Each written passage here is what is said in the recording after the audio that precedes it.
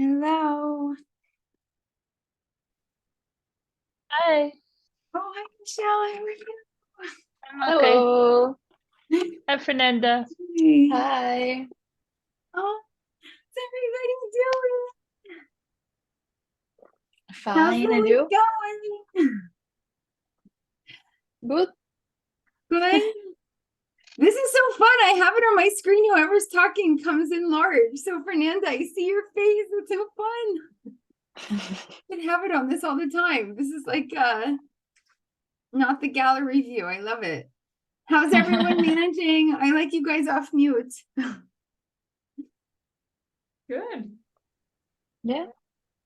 Oh, we have a gathering. This is Yes. so pretty. You guys are on campus? Yes, we are. Oh, that is so fantastic. Which room? So they gave you like a classroom?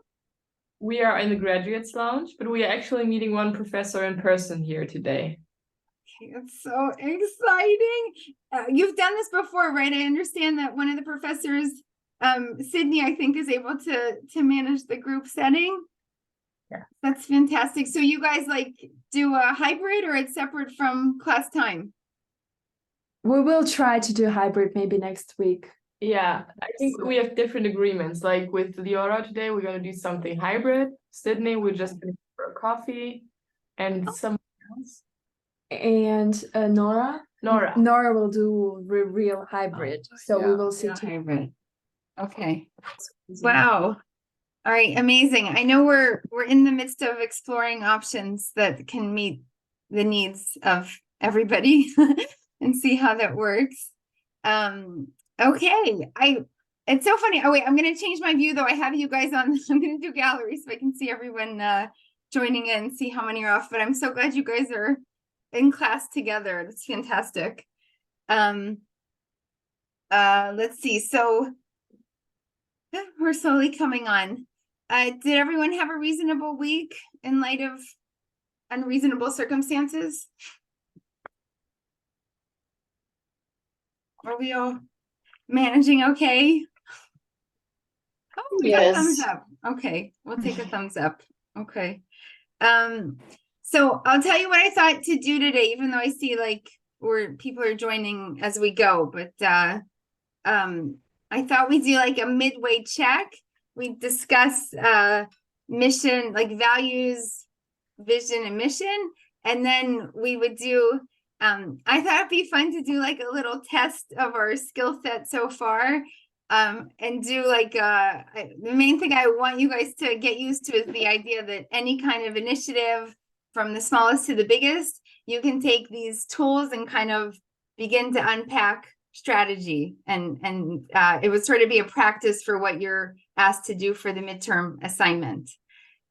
So what the initiative I thought to use was the Ron Finley TED Talk, which was actually assigned when we would be in a normal semester meeting in class. I love to use TED Talks and like have discussions. I'm kind of putting that on hold for now, but did anybody by chance see the Ron Finley video on gardening? Michelle, we might have used it years ago. I'm not sure. And I love We it. did. It was really good. Okay, I went back to it. It was so funny because also I sent you guys this morning the mission and vision like video explanation.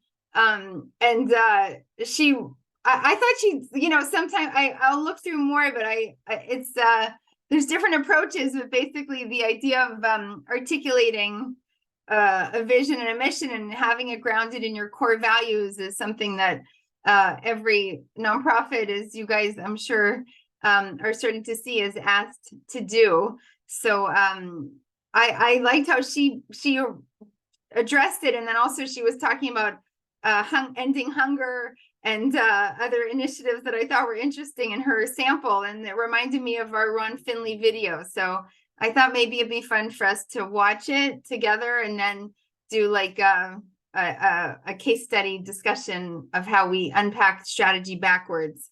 And in a sense, doing what you guys are going to be doing for your midterm assignment. So if that works. I think we have a smaller group today though, so maybe we'll stay together instead of doing breakout groups. We'll see how you guys feel.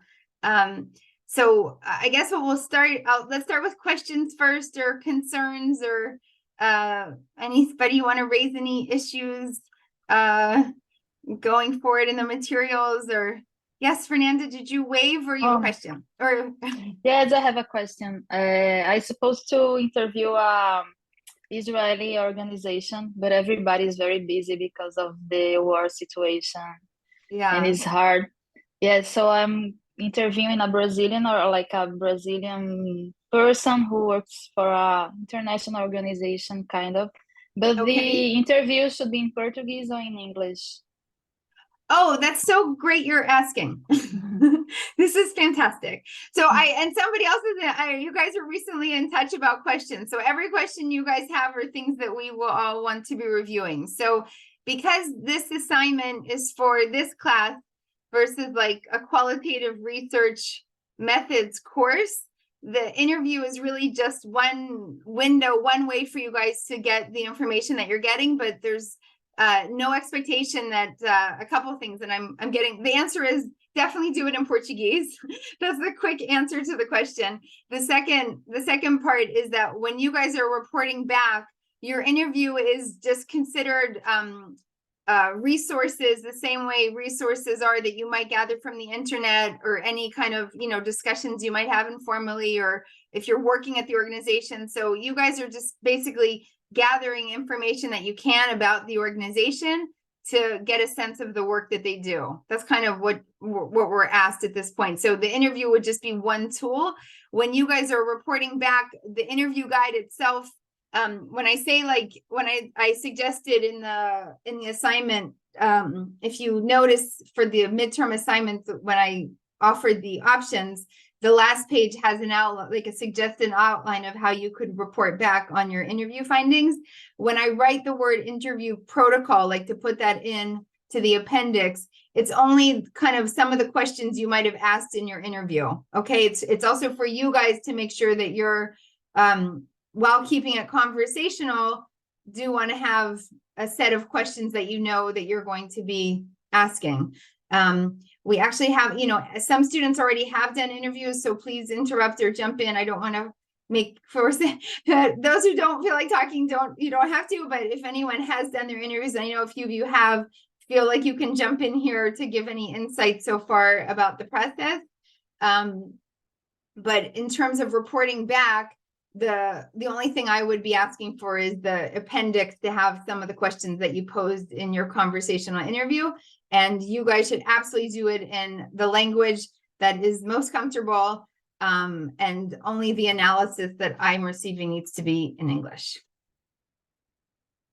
And in light of that, also, it's a very good point that, because we've had that too with other students that I'm trying to help reach out to Israeli organizations, it's a extra challenging time. So if you have organizations or practitioners you already are know and feel comfortable reaching out in your home country or other places, like, definitely feel free, and we can sort of be flexible. If you guys want to stay with the same organization for the final, that's fine. If you want to choose a different one, like later in the month, for the final assignment, that's okay too. We're just gonna kind of see as we go. Okay, so any more questions about the midterm assignment for now before we jump into mission, values, vision? Okay, so everyone's kind of joining in. Again, what we're going to do, I'll spend like very short time going over the PowerPoint just to give some main points, show you guys what would be examples of kind of questions that would be posed in conversations if you were a strategic consultant coming into an organization to help them define for themselves, and these organizational statements, which are considered very, very important. You'll see as you go along, and most nonprofits that you are familiar with, their first page will always be about us or our story or things like that, and these are pretty standard to have this outlined in whatever wording they choose. So I'll share a screen in a minute. I just, if anybody wants to join in here, experience maybe of discussing the way, one of the things that in the field we won't, it's not essential, and I'll just kind of throw it out there, the same way that we see different terminology for some of the topics that we're talking about, we'll also see the ordering very different. So that is also something to keep in mind in organization. Sometimes when you're doing like a strategic planning process, they'll start with first defining core values of an organization. They'll do like the problem tree, like we talked about, mapping stakeholders, then getting to the mission and vision.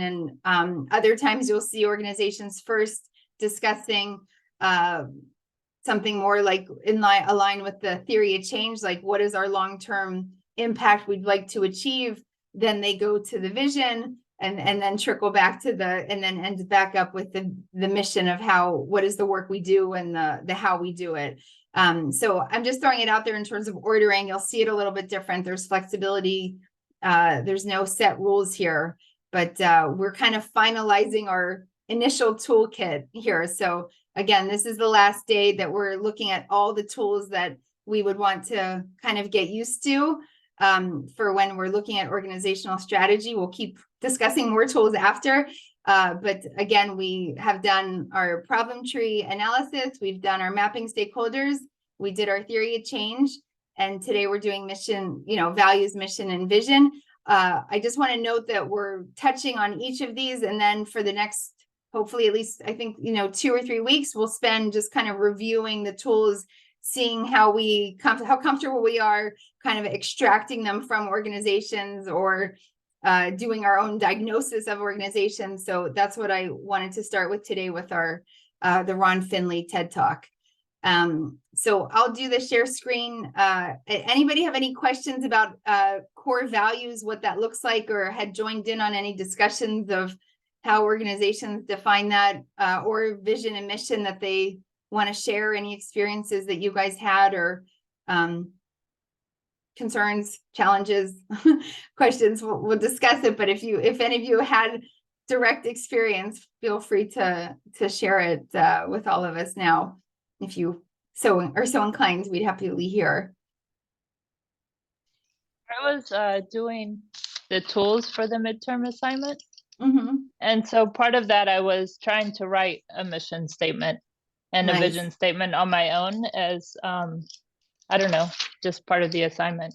But I came up Amazing. with different options Mm-hmm. for the vision statement and the mission statement. So, but I thought, like, I don't know if it will come up later in class or not, but just to see if there's one that stands out more than the others. Do you mean like a sample that you want to share with us, or what would stand Yeah. out more than others? Like, Yeah. I mean, like the vision statements are shorter the than vision the mission one. But I had like 4 different options. One was empowering youth through nature for a sustainable, conscious future. The second one was empowering youth through nature for a green, resilient future.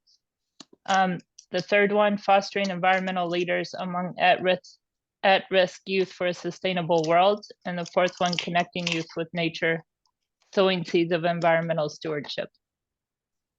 Wow. Okay, these were all the vision. These are visions? Yeah, those were vision Okay. statements. Okay. But I didn't know which Right. one is, I don't know. Because you have to think of a lot of things when making a Right. vision statement. So first I listed keywords, and then I pushed those keywords in different ways. But one thing that kind of came up over and over again is, in a way, when you write your vision statement and even the mission statement, you're planning for the future Right. as well as right now. So I didn't want to write it too limiting, because in the future you can use the same mission statement and branch out into more projects or more activities or more whatever. So that's the thing that kept coming up over and over again, is like writing it for now versus writing it with the Right. future in mind. Good. It sounds like you're on the right track. That would be exactly the answer. Like your answer is there, actually, I think, in terms of choosing the 4. Helen, did you want to comment on Michelle's vision statements, or add? Just sort of to emphasize the issue with the long-term thing. it's not a nonprofit example, but my last internship was public sector consulting, and we were trying to sort of organize digital strategy with the German federal ministry, trying to include all the different stakeholders and the sort of sub-authorities of that ministry. And I think the most difficult part, because they were trying to make a participative process, was to have everyone agree on, like, it took very, very long on vision and mission, just because they were having a hard time figuring out how new technologies might change this vision and how it might impact how can it apply for as long as possible, and how can we include every possible change. So definitely the same sort of challenge. Right. So that's why, like, a lot of times the vision is very general, kind of far off in the future. Not too general. It's like specific to the work of your organization, but it definitely is looking way towards the future. And then the how you're getting there is in the mission, and it builds in a flexibility. A lot of times, like, the vision might stay for many years, and you're tweaking your mission over time because you're seeing that the work changes as it goes. So I think I'll do the shared screen. We'll do like a quick, I'm going to go quickly because I don't love doing this with the, I'd rather be some form of discussion. So I'll just go over it. But if I'm going too fast or you have questions, please interrupt me. What I'm doing is just, again, going over some of example questions that are asked to help organizational stakeholders get to think about these questions. Okay, and you'll see there's definite variations. A lot of times it's what resonates and what works best in the discussion. So just make sure I'm with you guys here. I want to make sure that you're seeing what I'm seeing, because we've had that before. Hold on, I'm at the beginning. Okay, do you guys see class 5 on this? Yes. Yeah. Okay, amazing. Okay, so we're going to start with values. Again, a lot of times you'll see that the values leads any discussion in strategic planning way before you get to other topics, because they want to make sure that you're really, the organization has that at the core. One of the things a lot of times is that you don't just want to do like general ones, that you want to really go more specific in terms of what kind of values are uniquely shared in your organization. But when you do this kind of discussions, some of the questions could be, for example, what do we really care about? What beliefs do we consider most important? How do we want to treat each other and our stakeholders? This is kind of interesting because this question makes sure that what we talked about earlier, kind of in past sessions, like the pattern of the strategy and seeing that it's reflected in all the work that you're doing. So it's not just about your core values that you might be designing programs around, but it could also be internally, how do we work as a team? How do we engage with our stakeholders? Principles about your work should be reflected in ideally in all aspects of how you design your work, the efforts that you have as a nonprofit or initiative. And how does the way we operate reflect our values? Okay, so this is, again, examples.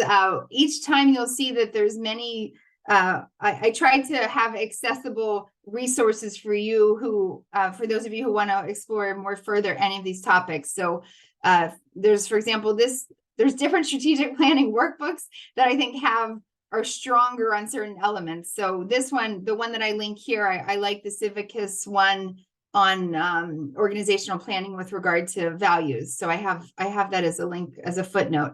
So I know I've talked to some of you about like the resources. There's lots of different toolkits and guidebooks out there. Some I think are stronger and others on different elements. What matters really is what resonates the most with you and kind of speaks the language that makes sense to you the most. So okay, so a lot of times after the vision, you get to after core values, you get to a vision statement. So we can keep in mind, again, this is always looking forward towards the future. You're trying to use in your vision statement, articulating a way that how society will be changed once you achieve your desired purpose. So it's again, this idea of how you're defining success, what success looks like long-term, and it reflects, again, your assumptions about the way that you would get there. The word assumptions, we want to make sure to think about again. That's a term that we used also with the theory of change last week. It's really these underlying assumptions that you have, kind of mental models, where there's different terminology for it, but it's what you bring into the work that gives you a sense that it's possible to achieve it. And it's very important in these kind of discussions to make that explicit. And the last point about a vision, again, is that those of you in the organization have an understanding of the how and why you are taking on, like, what is your particular approach to addressing the social issue at hand, and how you would like to see a better future through the work that you're doing. One kind of common tool that some of you might have seen and is used in different ways is this is one I like it. You'll see other ones, but this is kind of an easy one to begin to build a vision for a work. One that's recommended. You'll see it's an older resource, but it's an old it's a pretty good one. It's from 2001, but it's a major newspaper has published. The idea is you do like a visioning exercise with the group of stakeholders. A major newspaper has published a headline article about your organization's incredible success. Ask yourselves, what would be the headline of the article? What is the story about? Who would be quoted, and what would the quote say? What is the accompanying picture? So it's kind of like, again, if we were think of us, I know we're on Zoom and it's hard to imagine, but you're in a group with like 20 people, you divide them each into groups of 5, do this exercise. They kind of, it gets people thinking a different way. It's the same way sometimes when we use visual exercises. This is sort of another imagination exercise that has people thinking a little bit out of the box and differently. So, what does the picture look like? What's the story? What's our headline? It could be like a way to spark new thought and help you have the group kind of then report back and get a sense of together then building a shared sense of what the vision would look like. So the worksheet I think it matches this, the worksheet that you guys have under week 3, like each of the toolkits have worksheets. So for a vision statement, the worksheet is what will be different, again, in our target population, community, society, in the long term, if our organization achieves its purpose. What role will our organization play in creating that difference? What will our organization be known for in 3 to 5 years? What makes us unique? What is our public value? So this is kind of a combination worksheet. I'm going quickly. Are you guys okay? Annoyed? Excuse me? Yes? Yeah, I want to say something. Like, when we say a world without hunger, isn't it sound unrealistic? Right. So I guess it depends on the organization and what you're trying to achieve in terms of its scope. I do think that there's ending world hunger. If you're the UN, I don't know, like if you're a huge international organization that operates in like 50 countries, you might very well have a vision statement saying that. If your scope is much smaller, it would make sense to outline a vision that would be specific, more specific by geographic location, by target population. So you can strive for something that looks unrealistic, but you would keep in mind that you're taking steps towards that ideal future, and that's permitted and absolutely recommended to kind of have that imagination of what could be possible.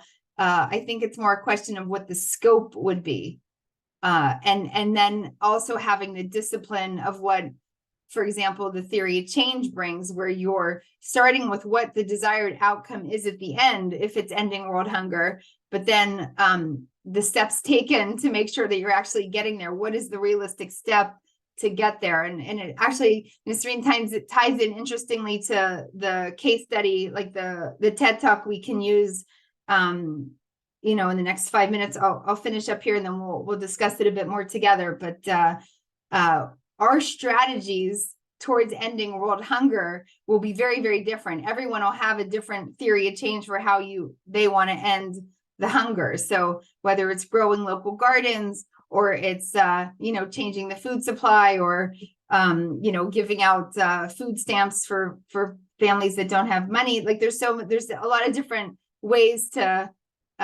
address a problem. So one of our disciplines is not just to have what seems like an unrealistic vision or a very ambitious one. That's permitted, but what would be required is that you show us what are the steps you're taking to try and address this very large and challenging issue. Judith, you have a question? I'd like to add something, if that's all right. Yes, of course.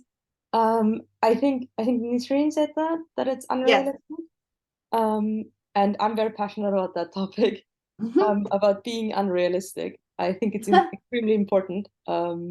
And I have this idea that I like to use when I speak to people about it, that, if you are in a discussion with someone, let's say you're in a discussion with the world, and you say, hey, I want to end world hunger. World will say, well, that is not possible. So I think whenever you're in a discussion with someone, and whether it is, your partner or the world, and you're trying to find a solution to world hunger, it's not about anticipating what the compromise might be. I mean, yes, it's important for you to manage expectations, but what is really important, say, this is my goal, this is where I want to get, and this is where you are at the moment, and we meet in the middle, right? But if I say, well, I anticipate the middle will happen, then the discussion will happen and the compromise will be over here. Right. So it won't be a compromise in the middle. So you need to have unrealistic expectations in the beginning. You need to be unrealistic. You need to have a vision that is way beyond reach to reach something that is possible. I really like that. I'm sorry. No, I totally agree. I'll go over the mission and then remind me if I forget when we go back together to see each other's faces to address that, because I think it's a critical point that we should consider more as we go. So I'll just finish up the last 3 slides, and then let's continue kind of unpacking that more, because I think it's actually a critical aspect to this work. So so the vision, just quickly, this idea that you make sure that the vision becomes part of the work that you're doing, that it is a context for all the decision making and strategy. The idea that you're able to create that pattern between the organizational, programmatic, and operational strategies. And then again, this whole idea of what it means to be optimistic, maybe / unrealistic, but the idea is that you are constantly working towards a vision that inspires and motivates as you go, the stakeholders that are involved in your work. And I want to make sure we get back to that point after I just finish up here. The mission statement itself is really the who, what, why, how of your organizational work. So it very much becomes more specific. So the vision, again, is a long-term, future-oriented, broader goal. And the mission statement should say specifically like what's your own contribution to going towards that goal, recognizing, for example, if we're using ending world hunger, we know that there's many approaches and work out in the field that contributes or hurts, but that there's a lot of people working towards that goal. What you need to communicate with your mission is what is your unique way that you are moving towards that goal, to reaching that vision. Okay, so it gives a clarity to both your internal and external stakeholders. And again, this gets back to a key point about strategy that we want to make sure to keep in mind, that being strategic a lot of times is what you do, is defining what you do and also what you do not do. So organizations very much have to use these tools, these discussions constantly to be prioritizing the work that they're doing, because there's always so many constraints and good intentions, and you have to be very carefully clear about using your limited resources that to most be aligned with your desired outcomes. So the worksheet that, again, you'll see it in different ways. One example is a mission statement that takes the idea of we'll talk. I don't know if we're going to get into core objectives and details. There's something called an objective tree that a lot of times is drawn from your problem tree. We can maybe get back to that another time. For now, we're just gonna it's basic. A lot of times when you look at your purpose, what is the purpose of our efforts? That's something that you would have drawn from, once you again do a problem tree, and through the problem tree you think of the objectives that you'd like to do. So it would be like, we seek, you could word that in, we seek to do this. Sometimes you'll see mission statements that just begin with we seek to.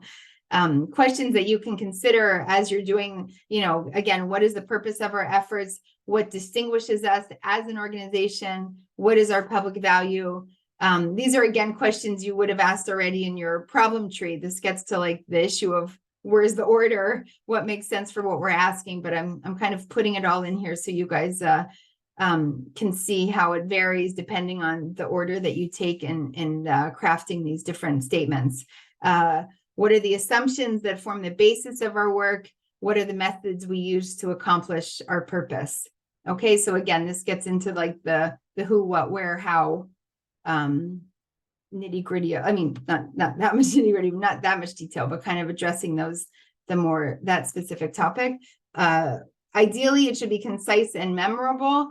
This is the idea of having like a physical presence, being visible, having a mission statement that's easily, same with the vision as well, but things that are easy to remember, and people you would sometimes you can easily go into an organization and see, like, when people can answer questions like what is the mission, what is the vision, it's a sign that it's very much digested and a part of the work that they do and guiding the work that they do, and stakeholders feel on board with it. So you also use it, it's an ongoing thing, again, that you're checking your mission statement to make sure that it stays updated and reliably reflecting the work and the priorities of your efforts.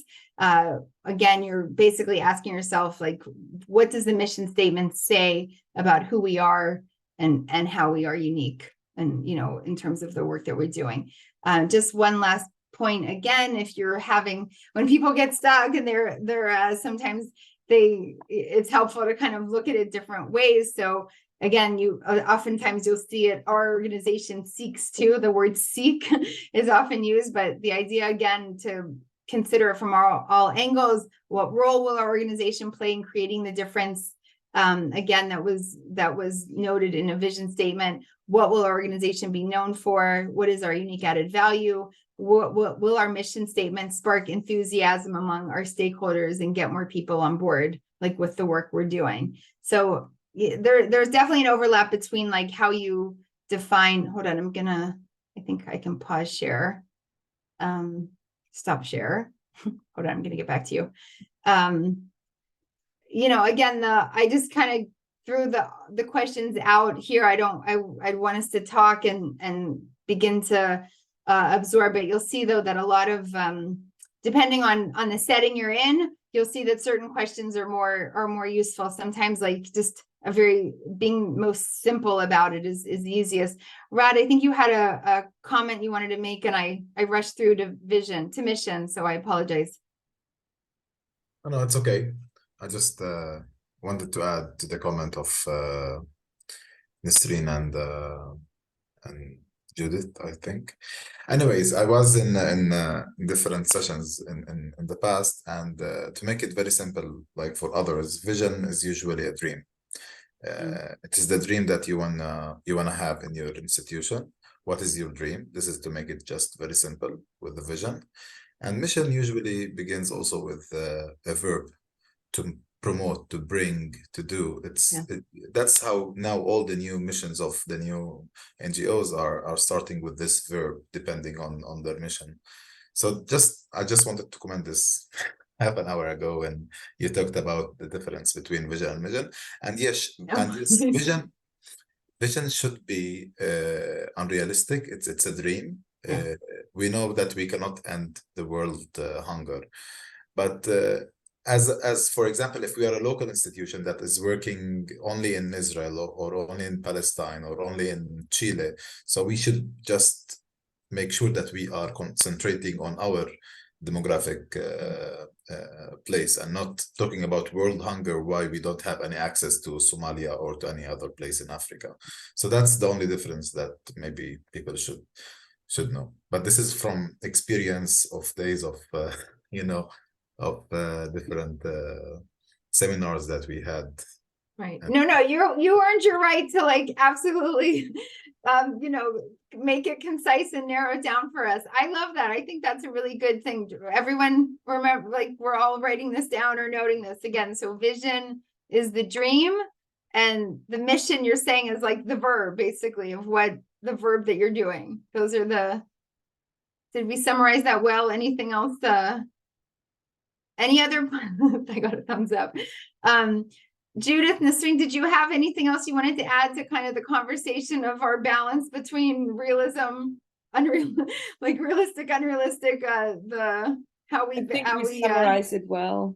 I think at least for me, everything was said that needed to be said. And I think it's a really interesting topic. Okay. Yeah, it is a dream, yeah. Okay, so great. So that was effective, guys. Excellent. I mean, again, I think when we look at the vision as the dream, you still need to have the accountability to your stakeholders of what are the stepping stones to get to your dream. So you still, and that's where we get into the terms like, what is your vision? I'm sorry, what is your mission, or what is your theory of change, or what is your strategy, or what are you going to do? I guess, however you want to word it, but how you start working towards chipping away and reaching your vision is something that is absolutely, that part shouldn't be unrealistic. You need to work backwards and show how you think your efforts are effective. And also that gets into what assumptions you're bringing to the work of why you think your work would be effective. So, okay, so if you guys are up for it, so I guess we do have a bigger group now. So we'll watch the video. It's about 10 minutes. And then we'll break out, we'll check in with each other and then do a breakout session. So what we're gonna do, this is like our midterm exam, but not really. But we're gonna take, okay, so what are our tools, guys? What do we need? So we're gonna see a TED Talk. What it's gonna teach us is that any initiative from big to small, we're gonna be able to work backwards as a strategic consultant. What do we want to extract from what he's saying? What are some of the things that we're going to try and pick out from the initiative that he's sharing with us? I'm asking you, you guys are going to take notes. So what are the 4 things you're going to look for to see? I'll start with an easy one. I want you guys to think about who are his stakeholders. Okay. So I'm going to apologize here for those of you who are not comfortable with language that might not be considered acceptable in all forums. He definitely has a generous vocabulary.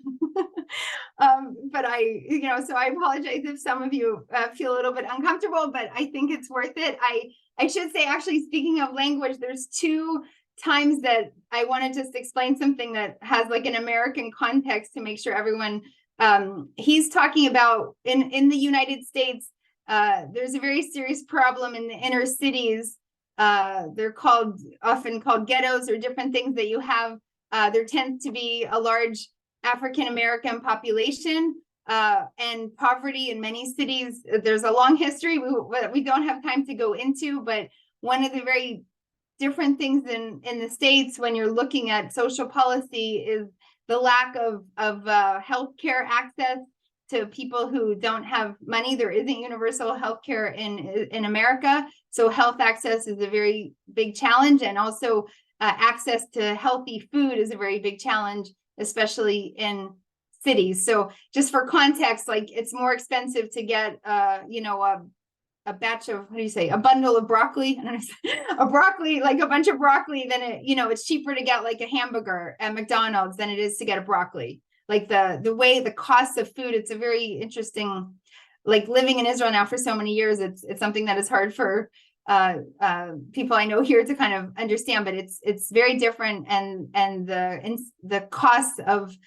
living a healthy life food wise is higher. So two terms that he uses that I saw it this morning, and I want to make sure again there is some language that you not all love, but also there's something in America, we have a problem of drive-by shootings. So it's a term, if everyone's familiar, he uses the word drive-by. He's referring to drive-by shootings, which is like a form of violence that happens with gangs and things like that. So he refers to drive-by shootings versus drive-through, like McDonald's. Okay, so I just wanted to make sure that was a language context everybody got. In the other language, everyone's familiar with the term gangster.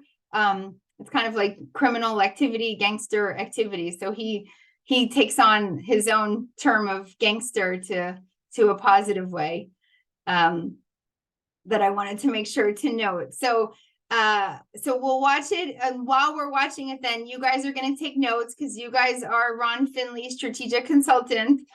Okay, so as he's talking and you have a minute, I want you to write down who his stakeholders are.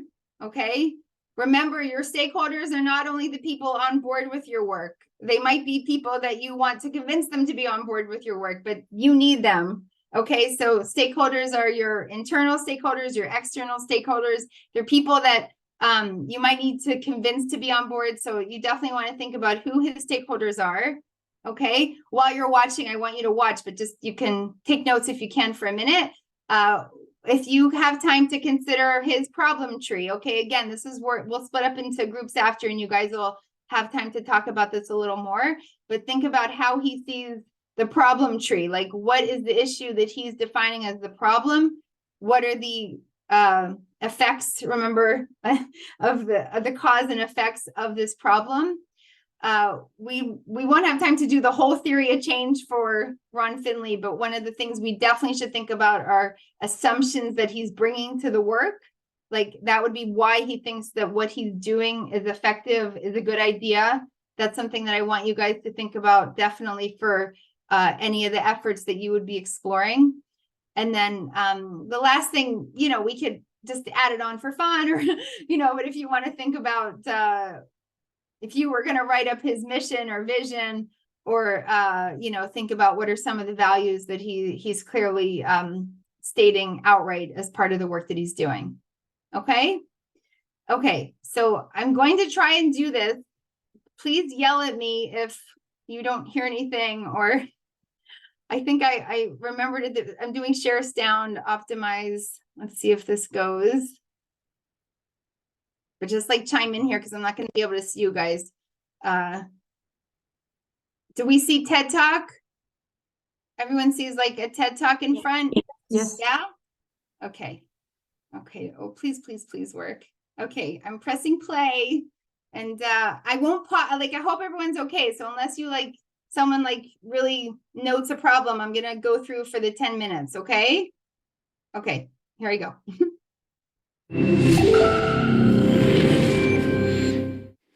I live in South Central. This is South Central. Liquor stores, fast food, vacant lots. So the city planners, they get together and they figure they're going to change the name South Central to make it represent something else. So they change it to South Los Angeles. Like, this is going to fix what's really going wrong in the city. This is South Los Angeles. Liquor stores, fast food, vacant lots. Just like 26.5 million other Americans, I live in a food desert. South Central Los Angeles, home of the drive-through and the drive-by. Funny thing is, the drive-throughs are killing more people than the drive-bys.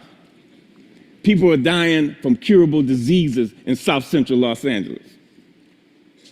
For instance, the obesity rate in my neighborhood is like 5 times higher than, say, Beverly Hills, which is like probably 10 miles away.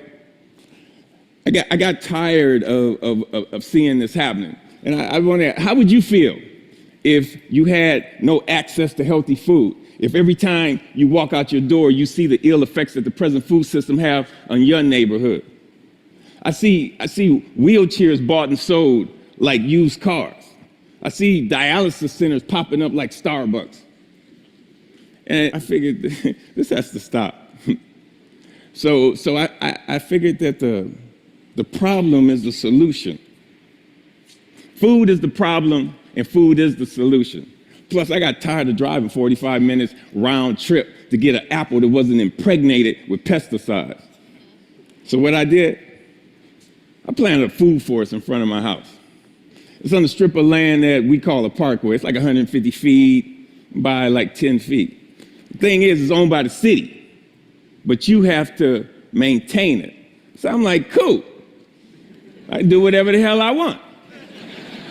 Since it's my responsibility and I got to maintain it, and this is how I decided to maintain it. So me and my group, LA Green Grounds, we got together and we started planting my food forest, fruit trees, you know, the whole nine, for vegetables. What we do, we're a pay-it-forward kind of group, where it's composed of like gardeners from all walks of life from all over the city, and it's completely volunteer, and everything we do is free. And in the garden, it was beautiful. And then somebody complained. The city came down on me and basically gave me a citation saying that I had to remove my garden, which this citation would turn into a warrant. And I'm like, come on, really? A warrant for planting food on a piece of land that you could care less about? And I was like, cool, bring it. Because this time it wasn't coming up. So LA Times got hold of it. Steve Lopez did a story on it and talked to the councilman. And one of the Green Grounds members, they put up a petition on change.org. And with 900 signatures, we were a success. We had a victory on our hands. My councilman even called and said how they endorse and love what we're doing. I mean, come on, why wouldn't they? LA leads the United States in vacant lots that the city actually owns. They own 26 square miles of vacant lots. That's 20 Central Parks. That's enough space to plant 725 million tomato plants. Why in the hell would they not okay this? Growing one plant will give you 1,000, 10,000 seeds. Okay. When $1 worth of green beans will give you like $75 worth of produce. It's my gospel. I'm telling people, grow your own food. Growing your own food is like printing your own money.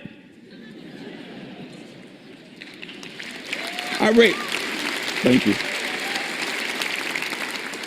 See, I have a legacy in South Central. I grew up there. I raised my sons there.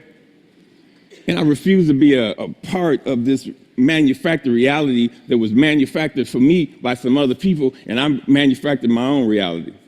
See, I'm an artist. Gardening is my graffiti. I grow my art.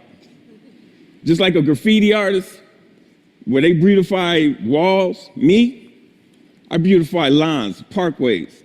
I use the garden, the soil, like it's a piece of cloth. And the plants and the trees, that's my embellishment for that cloth. You'd be surprised what the soil could do if you let it be your canvas. You just couldn't imagine how amazing a sunflower is and how it affects people. So what happened? I have witnessed my garden become a tool for the education, a tool for the transformation of my neighborhood. To change the community, you have to change the composition of the soil. We are the soil. You'd be surprised how kids are affected by this. Gardening is the most therapeutic and defiant act you can do, especially in the inner city. Plus you get strawberries. I remember this time There was this mother and a daughter came. They were. It was like 10:30 at night, and they were in my yard. And I came out, and they looked so ashamed. I'm like, man, it made me feel bad that they were there. And I told them, you don't have to do this like this. This is on the street for a reason. It made me feel ashamed to see people that was this close to me that was hungry, and this only reinforced why I do this. And people ask me, Finn, aren't you afraid people are gonna steal your food? And I'm like, hell no, I ain't afraid they're gonna steal it. That's why it's on the street. That's the whole idea. I want them to take it, but in the same time, I want them to take back their health. There's another time when I put a garden in this homeless shelter in downtown Los Angeles. The guys, they helped me unload the truck. It was cool. They just shared the stories about how this affected them and how they used to plant with their mother and their grandmother. And it was just cool to see how this changed them if it was only for that one moment. So Green Grounds has gone on to plant maybe like 20 gardens. We've had people, 50 people come to our dig-ins and participate in this, all volunteers. If kids grow kale, kids eat kale. If they grow tomatoes, they eat tomatoes. But when none of this is presented to them, if they're not shown how food affects the mind and the body, they blindly eat whatever the hell you put in front of them. I see young people and they want to work, but they're in this thing where they're caught up. I see kids of color and they just on this track that's designed for them that leads them to nowhere. So with gardening, I see an opportunity where we can train these kids to take over their communities, to have a sustainable life. And when we do this, who knows? We might produce the next George Washington Carver. But if we don't change the composition of the soil, we will never do this. Now this is one of my plans. This is what I want to do. I want to plant a whole block of gardens where people can share in the food in the same block. I want to take shipping containers and turn them into healthy cafes. And now don't get me wrong. I'm not talking about no free shit, because free is not sustainable. The funny thing about sustainability, you have to sustain it.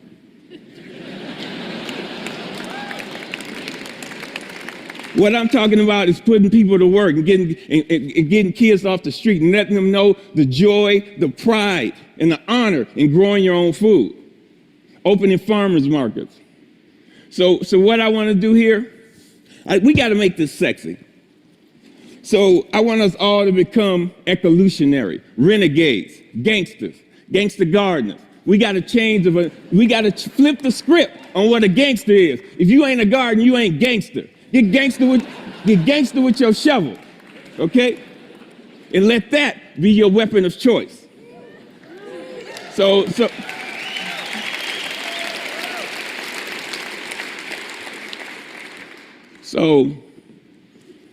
basically, if you want to meet with me, if you want to meet, don't call me. If you want to sit around in cushy chairs and have meetings where you talk about doing some shit, If you want to meet with me, come to the garden with your shovel so we can plant some shit. Peace. Thank you. Thank you. Thank you. Thank you.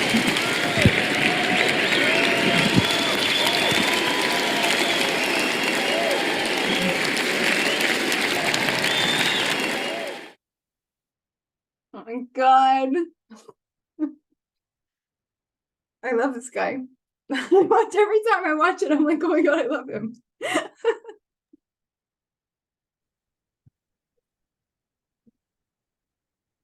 All right, well, I will, I'll break you guys up into groups. Let's just take an example of something. I don't know. Let's take assumptions. Okay. What are some assumptions here about strategy?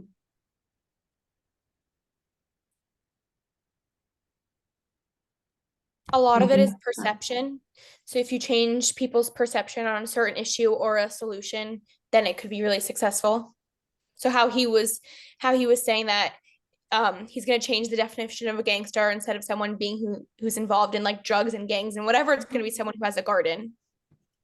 Right. So reframing, like, we can think about how the assumption gets worded. That's kind of the work of the stakeholders, but it makes it explicit. Yes, that would be a big one of the key things that they're assuming, like that we would want them to articulate. Yes, Lisa, did you?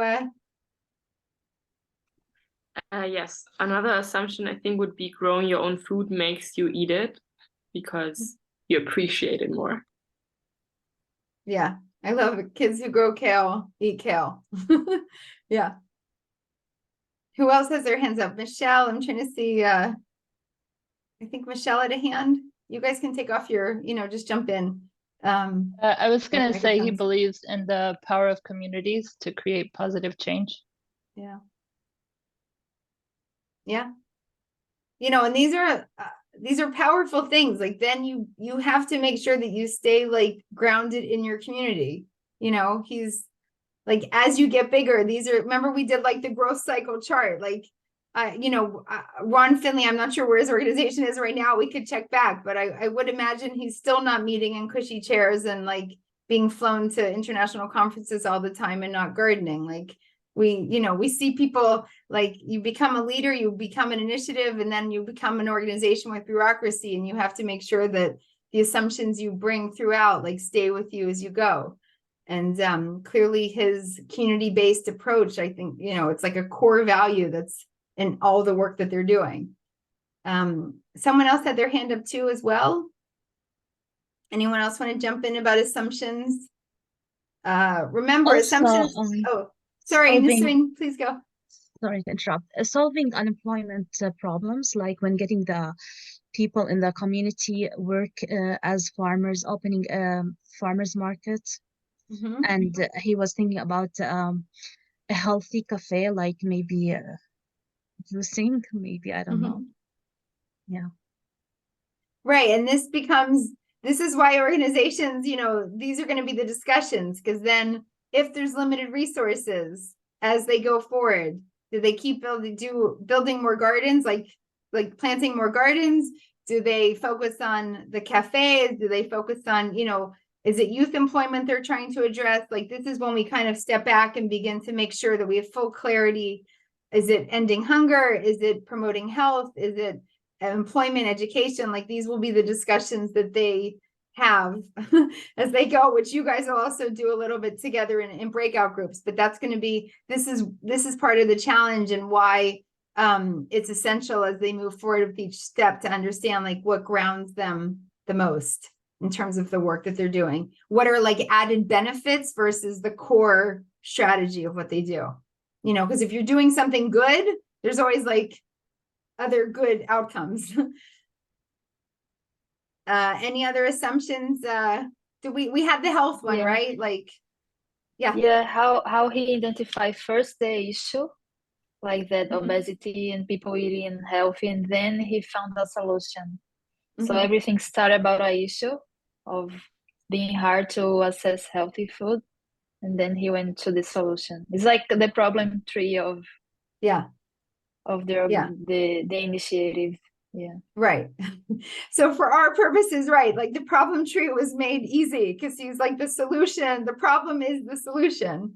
It's a we don't always have such a simple, like accessible way to flip our problem tree in terms of the work, the strategy that we want to do. That's why I also find him very inspirational, but it's also it's a good case study for us to kind of extract and look back at the strategy itself. Okay, so those are sample assumptions. How many are we now on like let's see, we're 15. So I guess let's do three breakout groups. And I want you guys, we'll just do 10 minutes. You guys just decide yourselves like what other tool is most interesting that you want to discuss among yourselves. Okay, say we already did assumptions, you guys can take on you know, something from our toolkit that you guys are also going to be expected to do with the organizations that you're exploring. Is that okay? We'll kind of leave it open between our four options. You guys see how it works, how far you get along, and then we'll have time for report backs for each group when we meet back, I guess around 1:40. Okay. All right, I'll see how this works. I'm always so grateful when the technology like actually happens. So okay, I will do it into 3, and I'll bring us all back together. Let me know if you have any questions along the way though as we go. I'll stay right here. Assign automatically. Okay. Open all rooms. Okay, guys, they're opened.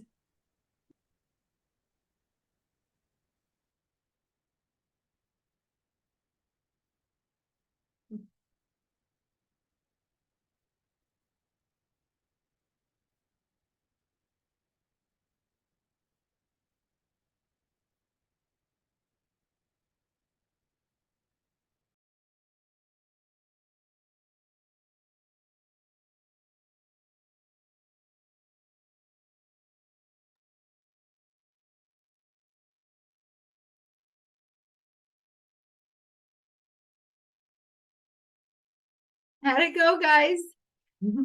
I think we did not fully get through all the stuff because we were kind of hurrying through, but or Oh not no, hurrying it's through like enough. But totally just like to get a taste. But was it it was okay, well you'll report back, but it was a short amount of time. I think it's easy to get lost in the subtopics. What is the root of of having a food desert, that kind of stuff. Right. I mean, I think it is interesting though how like you know what I love the idea that like we could theoretically take, you know, any initiative, you guys can like test it, you know, and see if you come with it and are able to extract the strategy, you know, if you're able to articulate it in a way that makes sense. Is this everyone? I think we're all back. Nice to see you all. Okay, guys, unmute yourselves so we can have a conversation. Whoever, do we have a brave group that wants to start reporting back a little bit on some of their insights? Again, it was a rushed conversation. We're just getting a taste of it, but I guess one of the major takeaways is like, once you have a toolkit and kind of ways to like a paradigm for how to do your detective work of strategy, it does make it easier. You know, you would eventually get to like a shared language of how you define certain things about the work.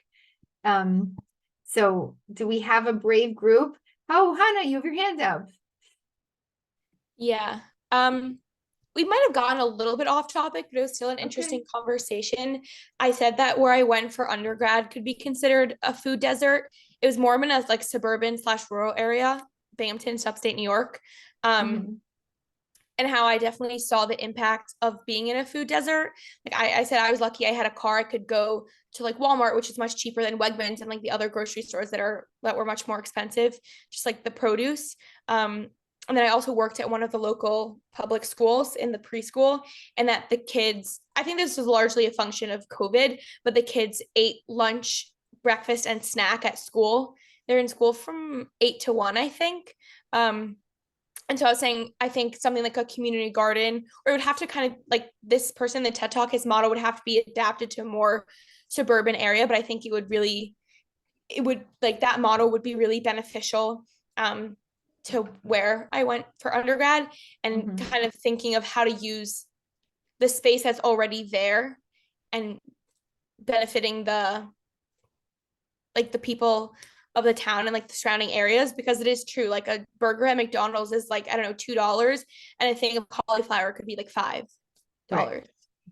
So it is much cheaper. Yeah. Well, you guys were already in scaling up. The scaling up discussion of nonprofits.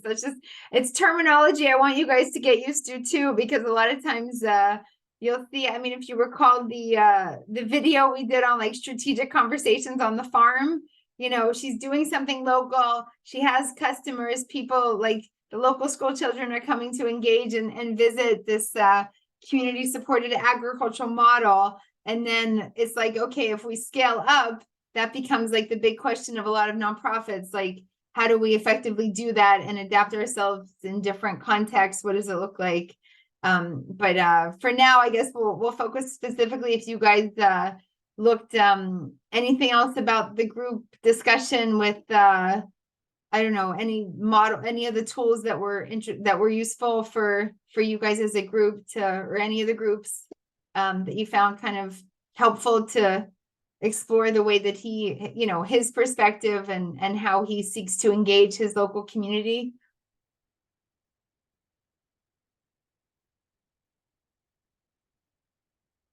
Anyone can kind of join in here from either group. Hannah, your group too, but the other groups too, if you guys want to, if there was like a certain tool that you guys found helpful or not helpful.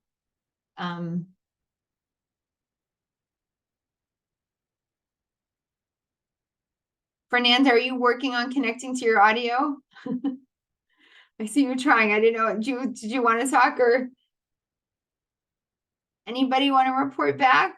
Oh, someone has their hand up. Oh, you're so polite. You can just jump in, anyone. Thank you for you just jump in. Everyone take off their microphone thing. Let's be informal here. Yes, yes. Okay, so in our team, we think that every worksheet is so meaningful because like in a different stage, we use the different toolkits to get what we need. It all works together. So it all works together. Oh my God, I love that you guys are in the same room. It's the best. Right. So I mean the goal would be that it kind of builds on each other depending on the order again, but there is like a mapping process here that helps to make sense of the work.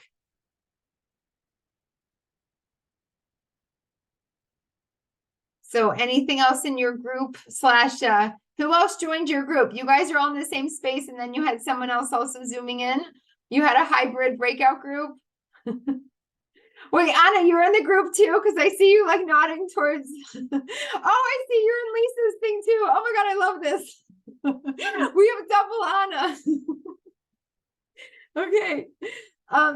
Any other like discussion about like the tool? Was there a tool that you guys worked through at least in the as you were going through, like that was helpful that you started to fill out? We did use the problem tree. The problem tree? To go through the root, the issue, the effect, and though I think it's sort of repetitive of what we've already talked about. So I don't know if there's additional stuff. Well, only in the sense like if getting down to the core problem and making sure there's like a shared understanding of what is defined as the core problem that you want to address is definitely like a discipline of the conversations with stakeholders. Okay, because we could have it be access. It could be about access to food. Somebody else could claim that it's empowering youth. It could be Lisa. Yes. You know, there's different ways, there's angles, and the discipline is to make sure that you're getting a shared consensus. Yeah. Okay. Because in the beginning we weren't sure because we kind of had different problems that we tried to narrow down to one problem because it's for the project, and for us it was no access to healthy food.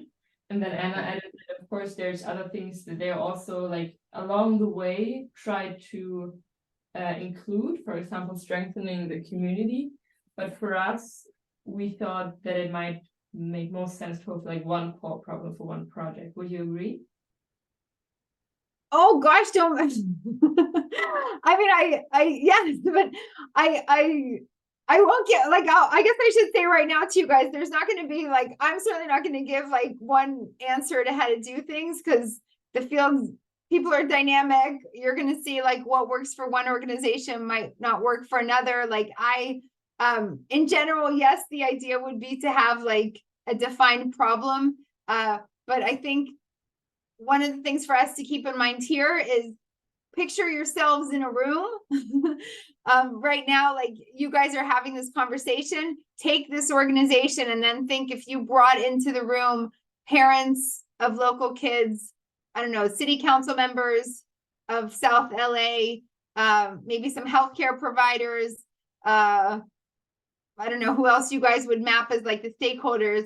And then it becomes really interesting. Like, how are we all getting on board? What do we see as the key issue that we are addressing as an organization? You know, that's these conversations that you guys are having where you're kind of grappling with how to define things. This is what I, over the years, especially when I was doing, you know, I'm old now, but you know, when I first started out, like in my 20s and doing my research on nonprofits, I was always, at the time, I was very amazed. I did my PhD on like nonprofit learning culture and like adaptability. And I remember being very surprised, and I still have that over the years. Like, you will get in a team of people that have been working together for 5 years, 10, you know, a long time. You'll get in funders, you'll ask people like their viewpoint of what the work is being done. And there isn't always like a shared consensus. There's not, sometimes you don't necessarily get to like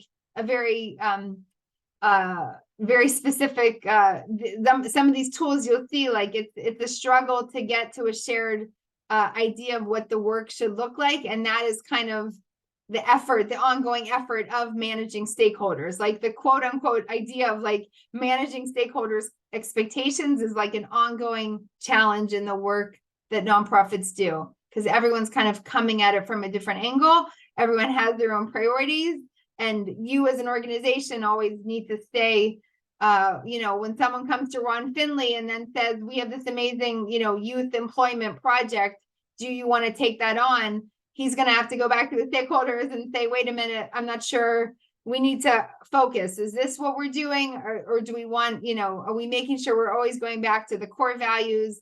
The main, you know, I would say it obviously has to be around gardening and nutritious and access to food, but the how and the, you know, the what is always going to be evolving. And this is why organizations are constantly tempted to do different work. They're constantly, you know, a funder will come in and offer a lot of money to do this big project. He has to get, you know, this is like, you'll see in the organizations that you study that this is what it means to figure out what your strategy is. It's a constantly figuring out and staying to the core sense of what you're doing. And that's kind of, so I guess, Lisa, I wouldn't say, you know, there's not one answer. I would say access to food and through gardening is, you know, as some of you who work in fundraising will come up with the better mission, vision statements that I would in terms of like marketing the work. But the idea is constantly understanding, you know, if we go back to that chart early on in the class when we talked about like finding the fit,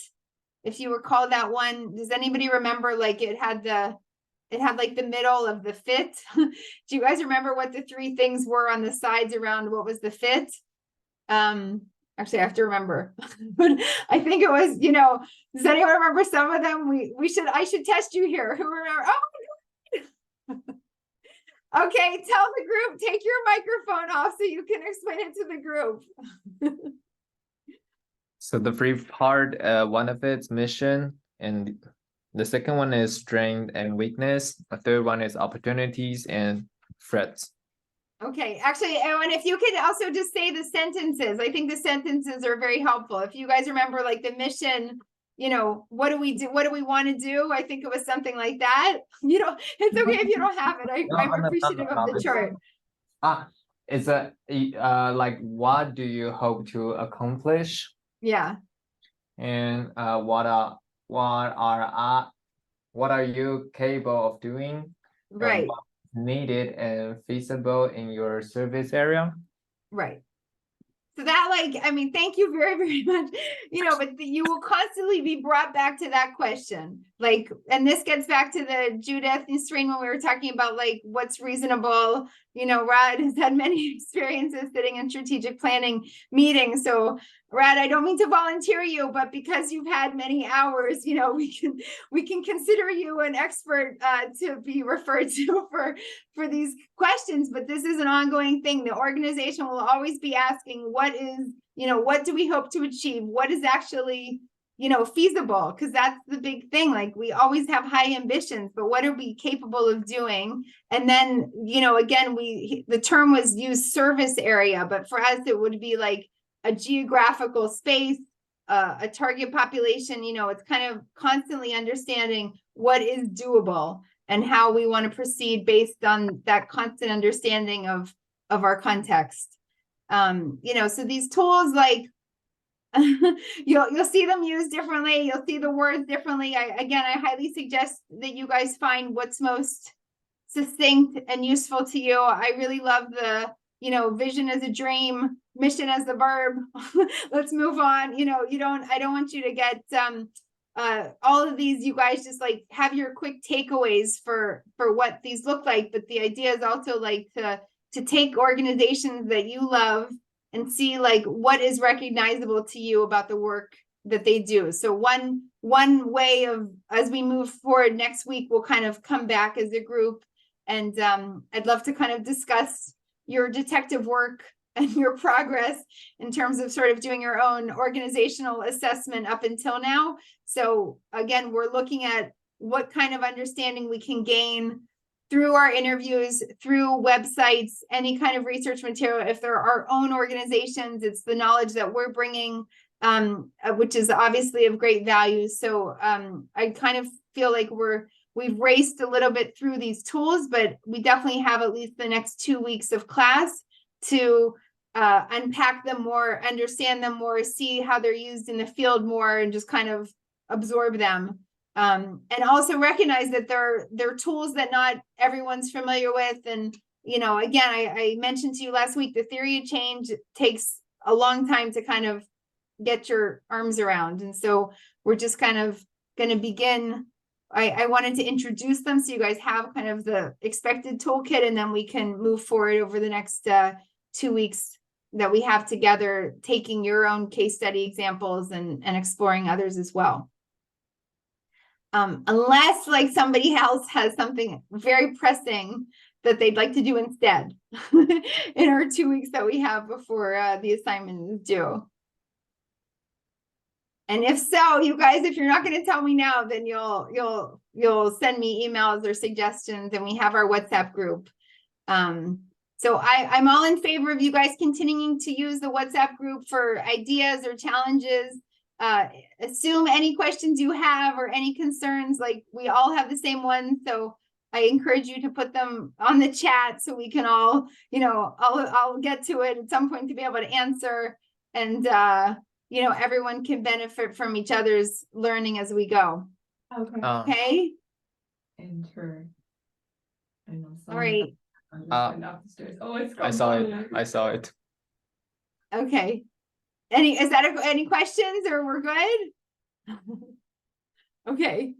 All right, guys. So again, I'm available like somewhat, let me know if there's anything you need. If you have problems with the interviews, again, there's other options. If you can't do interviews, to kind of research an organization, do your own, but I would like to say that I think you guys are amazing, and I think we're doing like very well considering challenging circumstances. So thank you all for like showing up on Zoom and kind of staying with it. I think, for class 5, we're okay, I hope, but let me know anything I can do. Okay, I'm here, phone, email, WhatsApp. Actually, yes, can I talk to you for a second?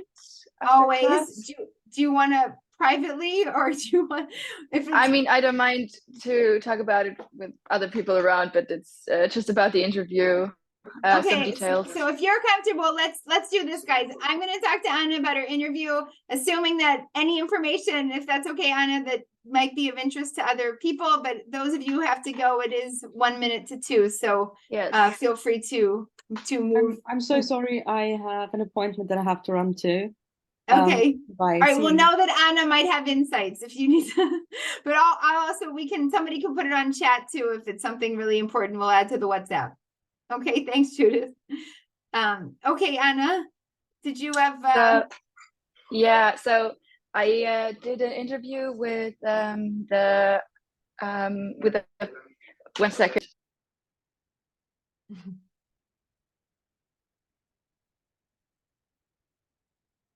Sorry. So I did an interview with a Palestinian women's rights organization yesterday.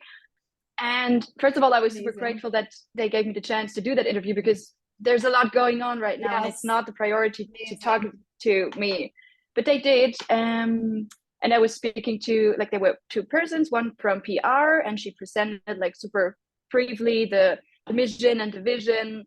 Okay. Like, I guess the usual stuff. And then the head of board was in the meeting, and I had a lot of lists.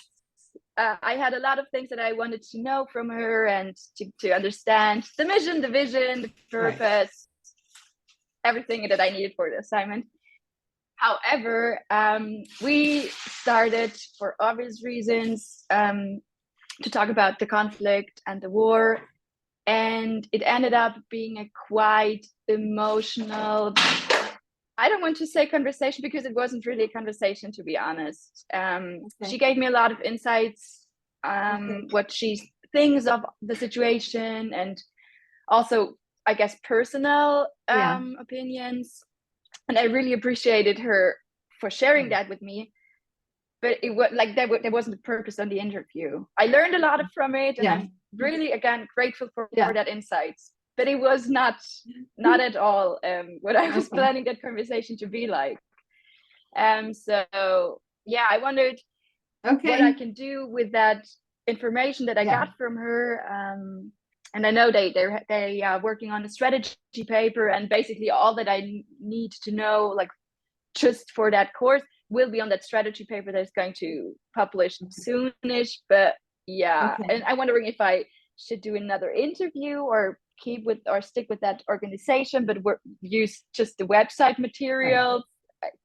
Yeah. Well, I guess my first thing would be, like, these are people, these are individuals going through challenges. They're committed to what's going on, and you guys are there to hold it. So, like, that is the first priority. As like you are the interviewer, you're not an investigator or detective. So I would say that, like, kudos for you for, seeing what was needed at that time and keeping it that way. I think that's like how you need to do it. Do you know what I mean? So it might, like, looking back, you might say, wait a minute, they didn't answer this, and this, but that the role at we are living in extraordinary times, and when people are suffering and challenges, and you are that person that they will be venting to, then, you have to take on that space as a researcher, student, interviewer. It's just the way things are.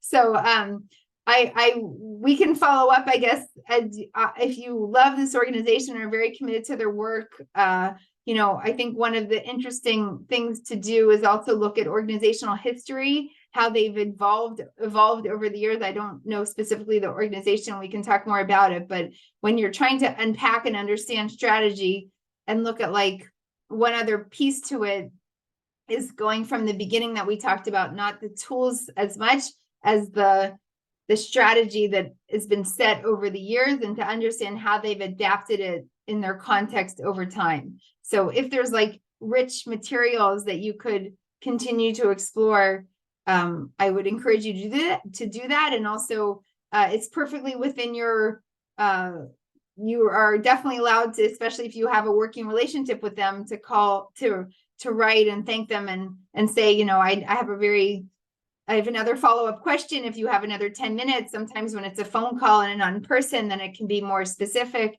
You're building a relationship, and that's what counts first. And then you can gently inquire if people feel comfortable. But again, people are sharing their work and their lives with us freely. And we can only be politely asking to have them like welcome us into the work that they do. So I guess so my point is tread gently and compassionately, which you seem to have done. So that would definitely be like the priority for what we're doing right now, to respect the people working in civil society under such challenging conditions. It's a very long answer. So but we'll see, Anna. Why don't we'll follow up and see. Yeah. And for all of you guys, you should all know, like, we have an assignment. It's lovely to have it, but that's not, it's really just for me to have you to see that you guys are engaging in the materials. If you have nothing else to do because the interview was not successful or not, then read some of the articles that were assigned on the topics, kind of explore them. You can, there's definitely like literature that I love you guys to explore. So there's really, you can take a much more academic approach to the assignment if you'd like, and kind of ground it more in the resources of the class, many of the articles. So I don't think you need to switch organizations at this point, especially it sounds like, you've already invested in what you needed to. So I would, Yeah, I think back for this one, and let's spend the time, which we're going to do in the next 2 weeks, of kind of reviewing materials over the that I've assigned since the beginning of the semester that we haven't really had a chance to discuss more. Yeah, thank you for that answer. I mean, it's the assignment seems to be like a quite flexible task for me, so I figured that I can use what I have by now, just in a different way. But I felt like sharing and making sure was a good idea. Well, I appreciate it, and I think absolutely it's not, again, it's not a research. If it was a qualitative research course, we'd have a problem, but it is not. So you'll have what to learn from every angle you look at it. Yes, and I learned a lot from that interview, actually. Like, it was really intense. I learned a lot, just like, not on a checklist where I can say, yes, I could use this and that, but maybe even more useful, who knows? Right. Okay. All right, guys. Well, let me know anything else, and definitely we can follow up. And again, if you guys, for those of you who do want to base more on academics resources, more of the materials, I'm happy to be a resource and explore that more. And we should do that. I'll do that for next week also, to make sure that everyone knows that. I would like to ask about Thanks, Anna. The interview as well. I did the interview with the chairman and CEO of the Australasia Social Impact Foundation, and I asked most of your recommended questions and some of the other questions. Maybe it's more about strategic and vision. And I also contacted with one operation woman of that organization. So please advise, like, what would I do next to prepare for the midterm assignment? And do I need to interview the operation guy more, or this more about strategic in this phase?